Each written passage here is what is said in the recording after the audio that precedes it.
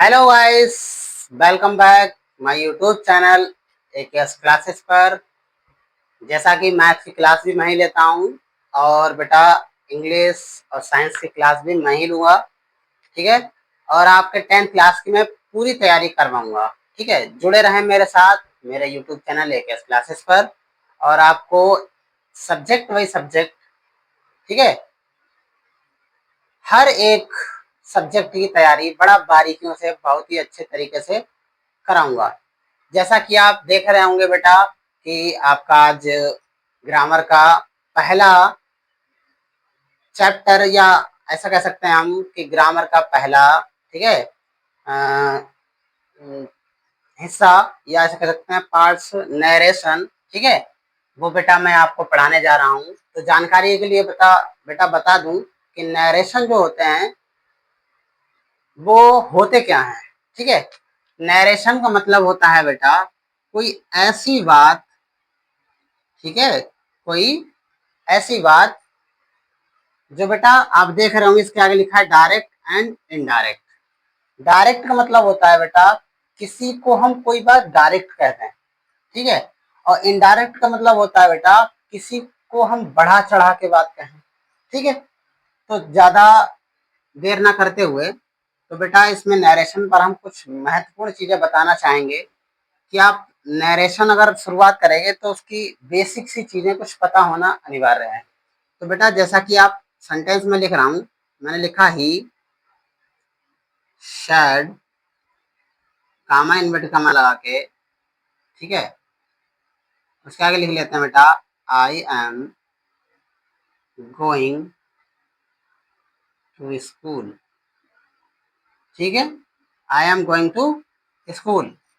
तो बेटा आपको ये पता होना चाहिए कि आखिर इसमें क्या, यानी इस पार्ट को क्या कहेंगे और बेटा इस पार्ट को हम क्या कहेंगे। तो बेटा जानकारी के लिए बता दूं कि इस पार्ट को आप कहेंगे बेटा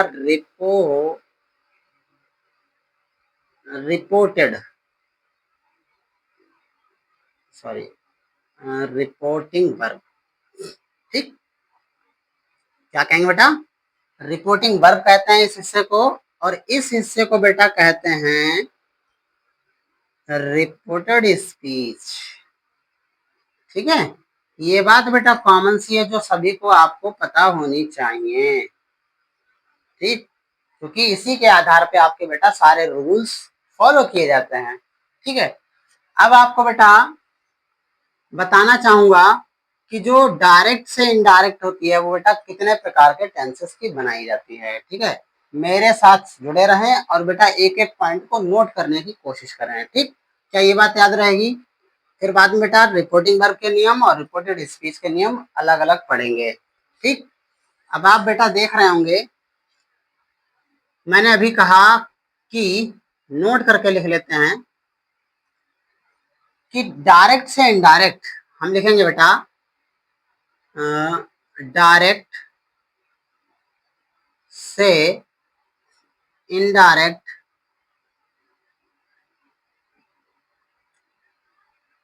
5 प्रकार के,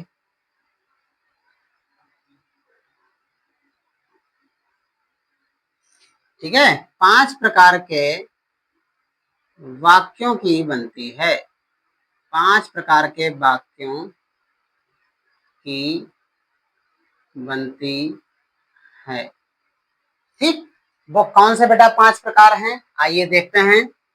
तो बेटा नंबर ए, चाहे आप एक डाल लेना। ठीक है, नंबर ए आपका बेटा पहला आता है असर्टिव, जो कि असर्टिव में बेटा आप जानते हो, आपने पढ़ा होगा कि असर्टिव में 2 तरीके के टेंस मिलते हैं। एक तो बेटा अफर्मेटिव के होते हैं, ठीक है, और एक बेटा होते हैं आपके अफर्मेटिव सेंटेंस, दूसरा होता है बेटा निगेटिव सेंटेंस। ठीक है, इतना तो बेटा आपको पता ही होगा। ठीक है, हाँ, दूसरा बेटा आपका शुरू होता है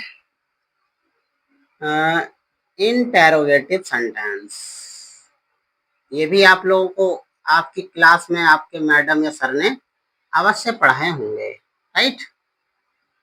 हाँ, लेकिन मुझे जब आप मेरे साथ पढ़ेंगे बेटा तो आपको बहुत सी ऐसी चीजें सीखने को मिलेंगी जो आपकी टीचर या सर ने नहीं बताई होंगी। बट मैं कोशिश करूंगा कि आपको ज्यादा से ज्यादा सिखा सकूं।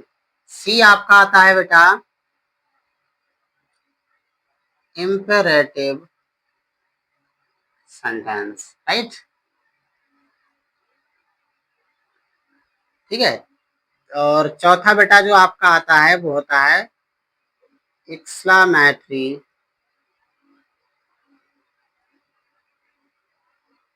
सेंटेंस। नोट करते जाएं बेटा सभी के सभी। और पांचवा और आखिरी आपका होता है बेटा ऑप्टेटिव सेंटेंस।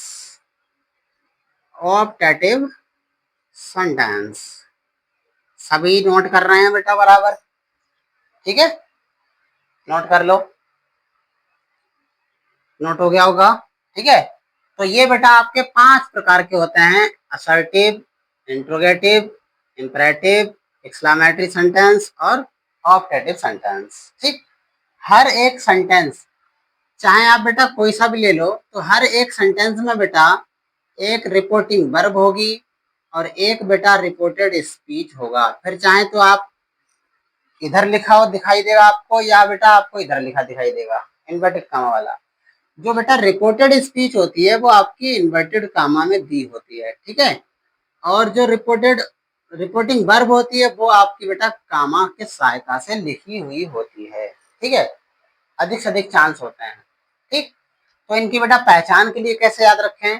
तो याद रखें जिन टेंसेस या जिन रिपोर्टेड स्पीच के लास्ट में, ठीक है, क्वेश्चन मार्क दिखाई दे तो बेटा आपका इंटेरोगेटिव होगा। ठीक है। जो बेटा इंपरेटिव सेंटेंस में बेटा या तो वर्ब की फर्स्ट फॉर्म से शुरू होंगे या बेटा प्लीज काइंडली से शुरू होंगे। ठीक है, प्लीज काइंडली, या बेटा आपके डोंट या डू नॉट से शुरू होंगे। ठीक है, या बेटा आपके लेट से शुरू होंगे। लेट के साथ आपको लेटस, लेट मी ये भी सेंटेंस मिल सकते हैं। ठीक है, ऐसे सेंटेंस आपके इंपरेटिव के सेंटेंस होते हैं जो स्टार्टिंग में, यानी इनसे क्या होती है बेटा स्टार्टिंग होती है सेंटेंस की, स्टार्टिंग। ठीक। हाँ, ठीक है, रिपोर्टेड स्पीच की स्टार्टिंग होती है। ठीक है, आपको बेटा एक्सक्लामेटरी सेंटेंस में आपको ये मिलेगा। ठीक। और इसके साथ बेटा यानी इनसे इससे पहले आपको ब्रावो शब्द दिखाई देंगे बेटा। ठीक, ऐसे लगा होगा। या तो बेटा आपको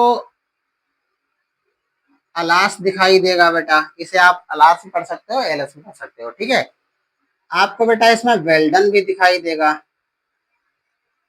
ठीक है, ऐसे अगर वर्ड दिखाई देते हैं तो आप बिल्कुल भी घबराएं नहीं, समझ जाना कि बेटा वो आपका एक्सक्लामेटरी सेंटेंस है। फिर बेटा होता है ऑप्टेटिव सेंटेंस। ऑप्टेटिव सेंटेंस के लिए बेटा जो रिपोर्टेड स्पीच होती है वो बेटा स्टार्ट होती है किससे? में से स्टार्ट होती है और ये बेटा लास्ट में एक्सक्लामेटरी मार्क लगा लेती है। ठीक है, ऐसे। अब बेटा इनकी बात करें तो इसमें बेटा क्या है, इसमें जानकारी के लिए बता दें कि ये बेटा किसी सब्जेक्ट से शुरू होते हैं। सब्जेक्ट के बारे में तो आप लोग जानते ही होंगे, यानी ही, शी, इट, ठीक है, आई, वी, ठीक है, यू, ये ऐसे जो होते हैं बेटा ये आपके सारे के सारे सब्जेक्ट होते हैं, इनसे शुरू होंगे और लास्ट में बेटा आपका इनमें फुल स्टॉप दिखाई देगा। ठीक है, तो ये बेटा होते हैं आपके 5 प्रकार के सेंटेंस जिनकी बेटा अपने लोग क्या करते हैं एक्टिव से पैसिव बनाते हैं। ठीक है, और आपको जानकारी के लिए बता दूं बेटा तो इंटर के लिए ये 5 वैलिड हैं, लेकिन हाई स्कूल के लिए बेटा सिर्फ और सिर्फ 1, 2, 3 ही वैलिड हैं और इन्हीं पर ही कमांड करना होता है। ठीक, जानकारी के लिए बता दूं। ठीक है, नोट कर लिया सभी ने? क्योंकि बेटा पहचान नहीं पता होती है तो कोई बच्चा इन्हें कर नहीं पाता है। ये बहुत जरूरी होती है कि पहचान करना, पता होना कि आखिर कौन सा टेंस है और इसमें कौन सा नियम लगेगा, तब तो आप कवर कर पाओगे, अन्यथा आप कवर नहीं कर पाओगे। ठीक है, बाकी बेटा देखते हैं अपने नेक्स्ट वीडियो में। ठीक है, बने रहें मेरे साथ। धन्यवाद।